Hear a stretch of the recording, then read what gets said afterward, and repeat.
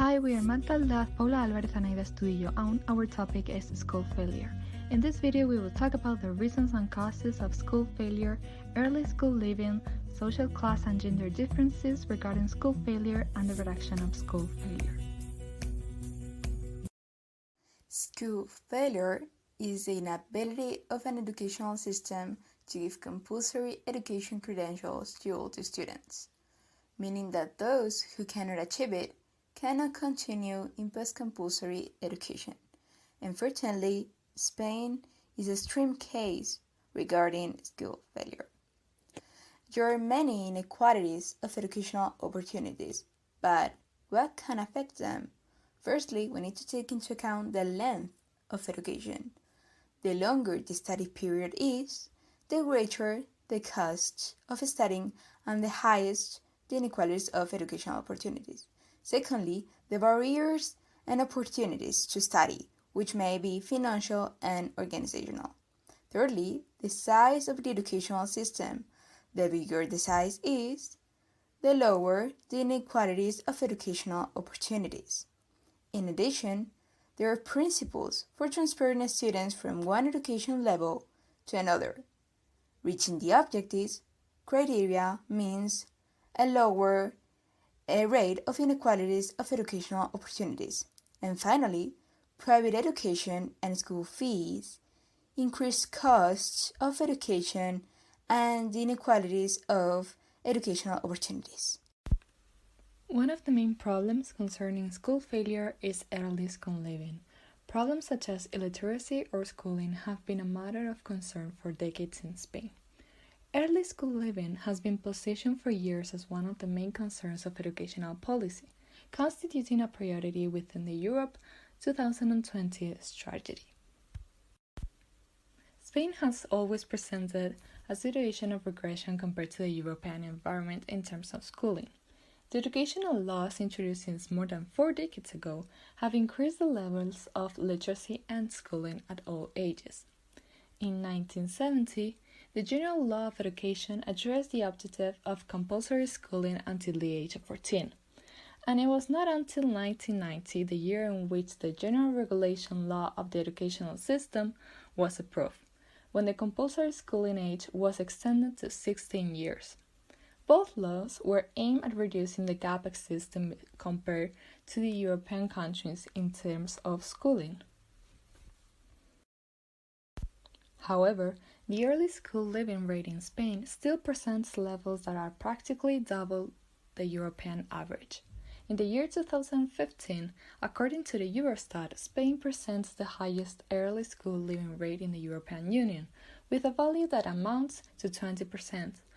All the countries belonging to the European Union have managed to reduce early school leaving rate, with the exception of Finland and Czech Republic, which already had an early school leaving rate below the European rate. Even Italy and Portugal, that in the year 2000 had a similar percentage to the Spanish one, have managed to drop school leavings more than 50%.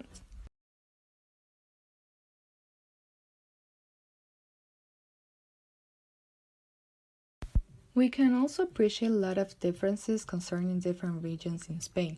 Andalucía, Baleares, Canarias, Castilla-La Mancha, Comunidad Valenciana, Extremadura, Murcia, and La Rioja have a drop-off rate over 20%, while Navarra, Cantabria, and the Basque Country have the lowest school dropout rates, standing below the European average.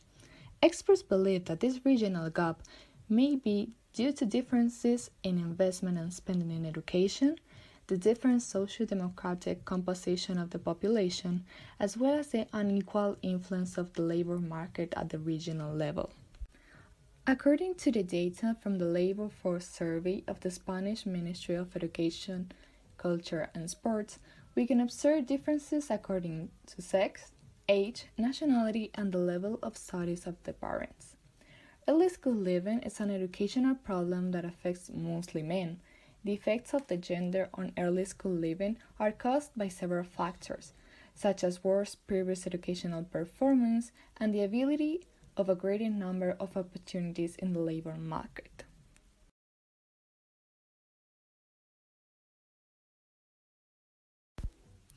Since 2009, the indicator begins its decline for all age groups, widening the differences between their different age categories, and the 18-year-old stratum being the one with the most parallel evolution. The amount of students dropping out when they finish high school has decreased among years, and more students continue their studies at least until they finish bachillerato or until the age of 18. The evolution of individuals of Spanish and foreign nationalities is very similar, with a notable difference. Immigrant students are at higher risk of failing or dropping out prematurely. In the case of individuals whose parents had completed higher education, the early school leaving rate is around 5%. In the case of individuals with parents with secondary education, these have rates between 10% and 15%. If parents had only completed the first part of secondary education, the dropout rate is around 20%. And finally, individuals with parents without studies or with primary education have the highest dropout rate, around 40%. These surveys help to create a social demographic profile and to identify the groups of people that have higher difficulties and drop out of school earlier. This way, new policies can be created to end with this problem. Now we have to think, what is the function of the school? According to Pearson, the school is a universal and meritocratic institution where students socialize and get prepared for a capitalist, competitive, and meritocratic labor market. However, according to critical traditions, the school hides the reproduction of social inequalities. Its objective is to socialize the sons and daughters of lower classes to lower segments of the labor market. In relation to school failure and social class, it's important to highlight the methodological individualism. It argues that there are primary and secondary effects that condition social classes regarding school failure.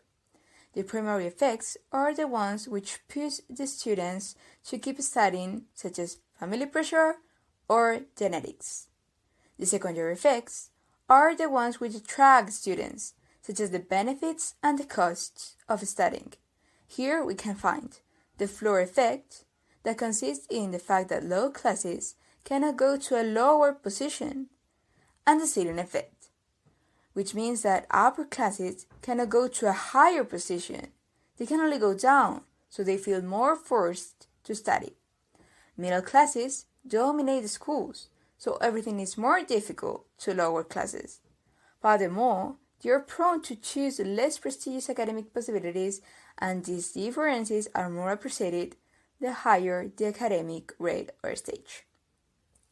In relation to gender, women have gone farther than men in few decades, so they have a lower rate of school failure.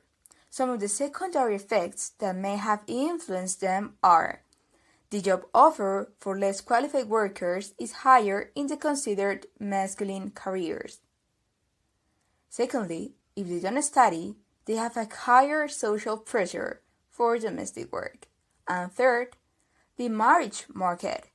This means that the higher their educational system, the highest the status of her partner and family. Now we are going to talk about the reduction of the school failure.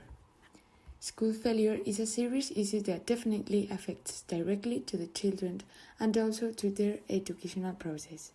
The economic and social development in our country have certain obstacles, such as human capital, the use of secondary education measured through the percentage of the students that repeat courses, and the disturbing rate of early school dropout.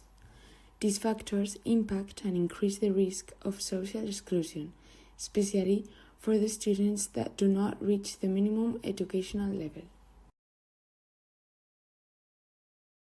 Moreover, the starting point to understand the European performances that tend to reduce school failure is to set which indicators are the most used to measure this problem.